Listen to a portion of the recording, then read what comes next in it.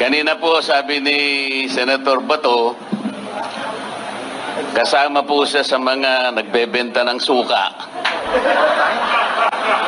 Yung iba naman po siguro ay bumibili ng suka. Alam po ninyo ako, dahil sa hirap yata na dinaanan ko sa aking buhay, nangungutang po ako ng suka. Pero kahit po ganun, Di ba, tinan mo? Yan ang sinasabi ko sa iyo, Bongbong eh. You do not play fire with these people. You do not play bardagulan with the Duterte supporters. Oo, kasi arena namin yung bardagulan, hindi mo arena yan, sosyal ka. O mga asar ka, sa mga malalakas mang asar, kawawa ka. O tingnan mo yung mga pinabili ng suka, totoo naman pala. I mean, bakit mo ikakahiya yung suka? Ba't mo ikakahiya yung pinabili ng suka? Si Manny Pacquiao, pinabili ng suka nung nanay niya, naging champion. Nakita niyo yung patalastas?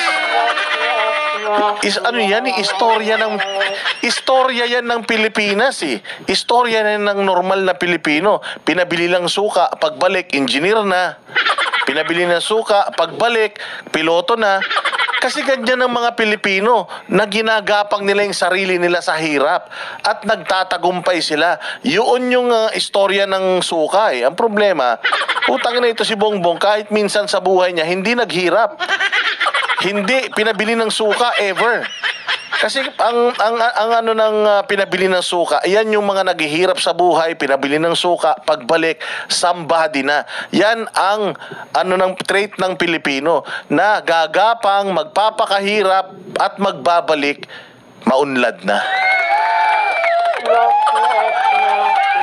Yung reference ni Bongbong kasi, reference lang ng mata pobre.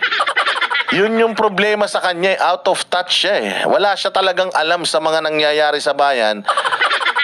Hindi niya talaga alam yung mga ganitong istoryahe kasi nga, putya, pinanganak yan.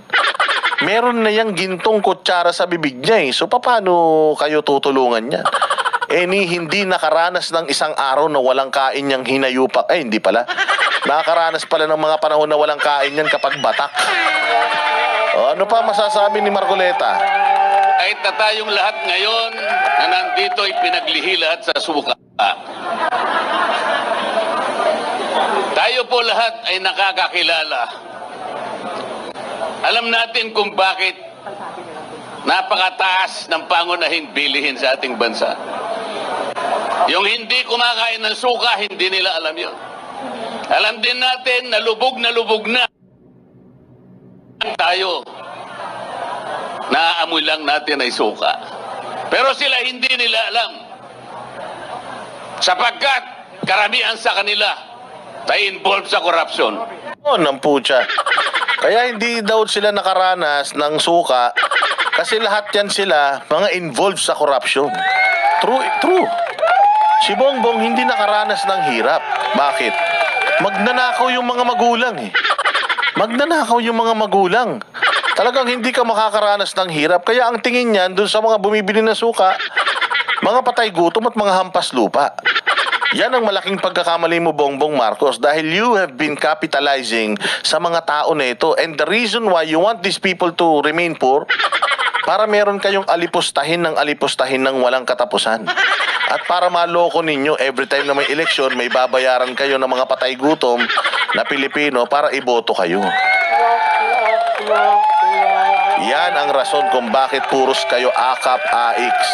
It's because you want people to remain poor. You want people to remain buyers of suka.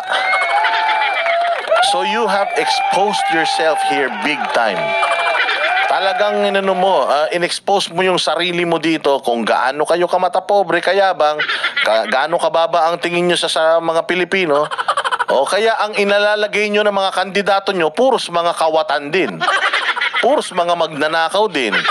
Para yung mga taong mabababa na mga tagabili lang ng suka will remain mahirap para madali nyong mabili every time na kailangan nyong makabalik sa kapangyarihan. Humirap ang ating bansa. Pero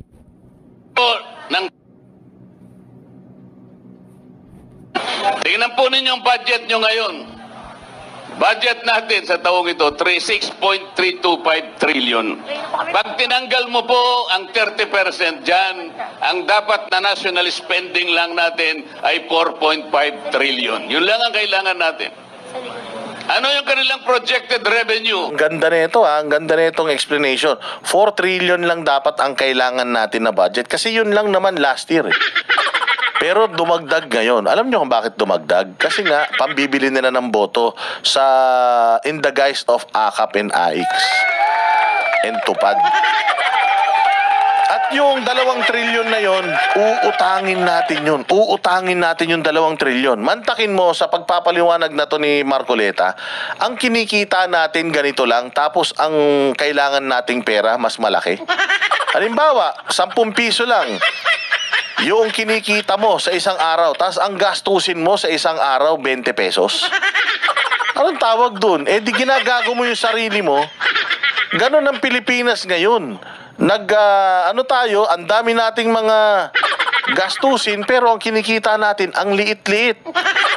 Eh, buti sana kung yung inuutang natin, ginagastos natin sa tama para lumaki yung kita ng bansa. Hindi. Ninanakaw Yun ang masaklap. Nangungutang para nakawin.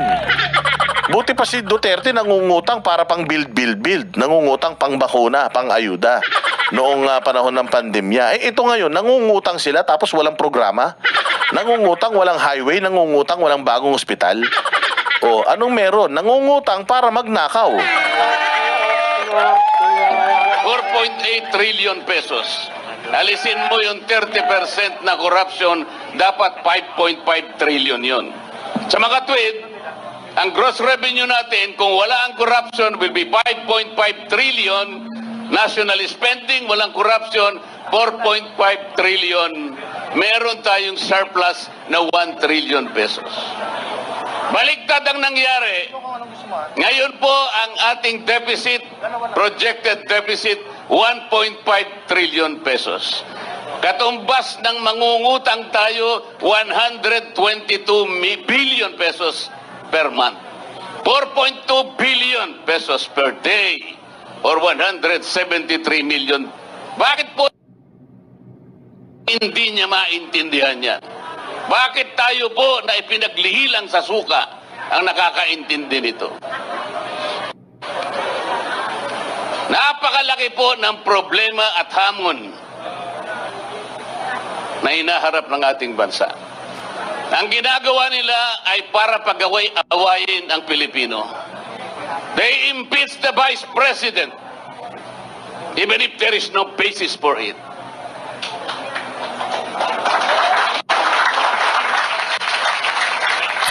Tama po yung sinabi ng mga kasama ko.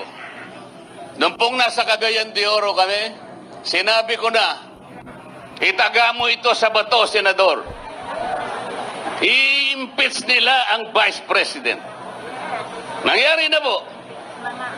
So, ang gagawin nila ngayon, even if the impeachment complaint was a handiwork of the 19th Congress, ang gagawin nila pagdating ng 20th Congress, pipilitin nila na doon nila litisin ang ating Vice President.